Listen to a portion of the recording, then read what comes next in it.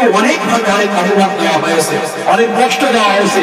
শেষ পর্যন্ত রাসূলুল্লাহ সাল্লাল্লাহু আলাইহি ওয়াসাল্লামের চুল নিয়ে ইহুদি মেয়েদেরকে দিয়ে জাদুটনা করে কষ্ট দেওয়া হয়েছে।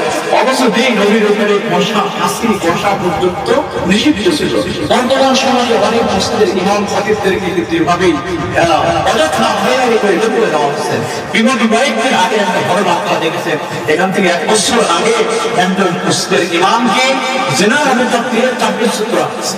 এরপরে দেখা যাচ্ছে যে ডিএনএ পরীক্ষা করে দেখা যায় যে ওই মেয়ের সাথে তার আপন বড় ভাই সে অবহেলাতে লিপ্ত হয়েছে। মাস্টার দিয়ে মসজিদের ইমামকে 1 বছর 2 বছর সামান্য করতে হয়েছে। এরপরে সেই ইমাম সাহেব এখন উন্মাদ অবস্থা, মাথায় ঠিক করে কাজ করেন। এই কিছুদিন আগে আরো একটা ঘটনা, নিজের আপন নানা নাতিকে ধর্ষণ করে ফাঁসাই দিয়েছে সাধারণ এক হুজুর। এভাবে বিভিন্ন জায়গায় এই প্রস্তাবগুলো করা হচ্ছে। সেই জন্য শোনেন, দাওয়াত ইসলাম থেকে আল্লাহ তাআলাকে ভয় করা, জেনা বিবিদের থেকে দূরে থাকা, হক হালালি ভাবে ইনসাফ বিচার করা, জুলুম না করা। কারণ হাদিসের মধ্যে বলা হয়েছে জুলুম যুবদাতুন ইয়াউমাল কিয়ামা, জুলুম কিয়ামতের দিন ভীষণ অন্ধকার হয়ে দাঁড়াবে। আপনি যদি কোনো বান্দার ইজ্জত, সম্মান, মান, স্বপ্ন অন্যায় ভাবে যদি আপনি এটা করেন, তাহলে আল্লাহ আদালতে কিয়ামতের ময়দানে আপনাকে আসামির কাঠগড়ায় দাঁড়াতে হবে। যতক্ষণ পর্যন্ত এই বান্দা মাফ না করবে, ততক্ষণ পর্যন্ত আল্লাহ তাআলা মাফ করবেন।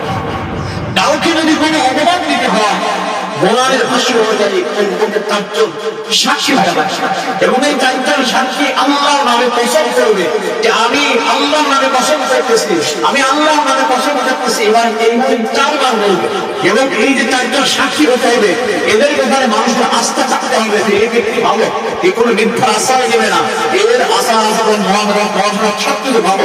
এরপরে আমার 4জন ব্যক্তির সাক্ষী গ্রহণ করবে।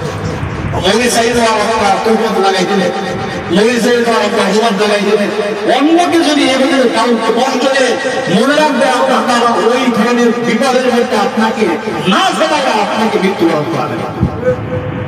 এই জন্য খুবই সাবধান, আল্লাহ তাআলাকে ভয় করা সবচেয়ে বড় জিনিস হলো